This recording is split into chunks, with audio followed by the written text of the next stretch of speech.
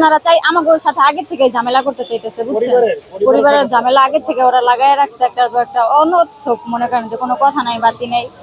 আমার শাশুড়ি মনে করেন অনেক কাজে লাগছে, দু এক কথায় আমার শাশুড়ি গেছে সারাইতে, আমার শাশুড়ি একটা গুতাই মারছে, একটা পার মারছে, ওই এক পারে আমার শাশুড়ি জায়গায় মনে করেন পড়ে মরে গেছে। আর আমার শ্বশুরের অবস্থা আর আমার দেবরের অবস্থা, ওনারা মৃত্যু পাঞ্চাশোদের লড়তেছে, বুঝছেন?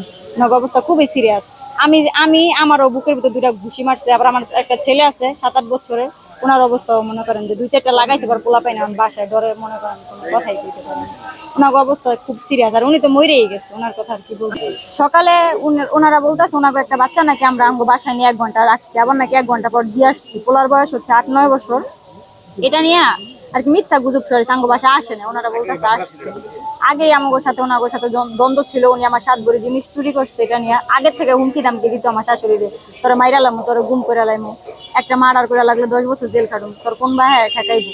এক কথায় 2 কথা হয় মনে করেন। আজকে কোচেতে মনে করেন ডেগার বাই করে 2-3টা পার মারছে, মনে করেন জায়গায় মরে গেছে। আর আমারও গায়ে হাত তুলছে, আমার দেবরের তুলছে। আমরা চাচ্ছি ওর ফাঁসি চাচ্ছি, ডাইরেক্ট কথা। ওই যেরকম একজন মানুষ মাইরা লাইছে ওরকমই আমরাও চাইতেছি, জানলায় পরে এটার শুভেচ্ছা চাই আমরা, বুঝছি। আমার বুঝে 10 মিনিট আগে আমার সাথে কথা বলছে। দেশ জুড়ে তোলপা ওয়ালটন ফ্রিজ কিনে আপনিও হয়ে যেতে পারেন মিলেনিয়ার। 10 মিনিট পরে কোনো প্রস্তুতি ছিল না, তাদের কোনো ঝগড়াঝাটি কিছু ছিল না। হঠাৎ করে তারা আইসা আমার বোনের জামাইরে কলারে ধরছে, ধরার পরে আমার বোনে গিয়ে ধরছে যে কি করতেছো তোমরা।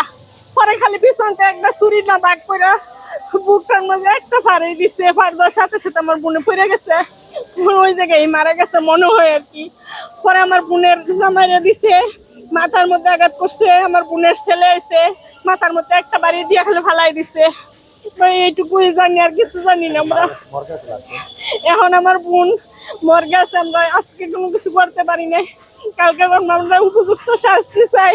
সে একজন মাদক ব্যবসায়ী, সে মাদকের সাথে জড়িত, মাদক খাইয়ে আজকে আমার বোনের এই কাজ করছে। তাদের সব ফ্যামিলি ছিল, পুরো ফ্যামিলি এই কাজ করছে। আহত আছে আমার বোনের জামাই আর আমার বাগিনা।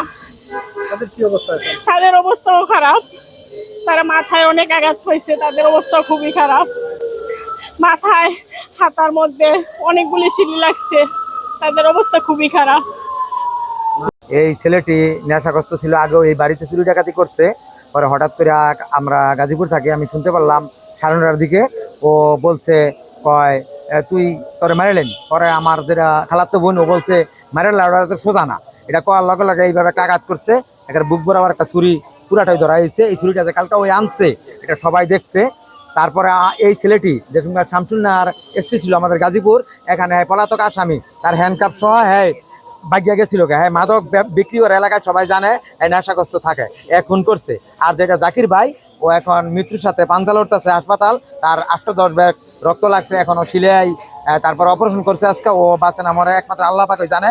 এখন আমরা এই ছেলেটির এবং তার বাবার যারা এর সাথে জড়িত সবার আমরা ফাঁসি চাই। এটা কেমন দেখায়, একটা মানুষ জীবনে তার শেষ করে লেছে একবারে, এটা আর কি বলবো, এটার ফাঁসি চাই, সুখ বিচার চাই।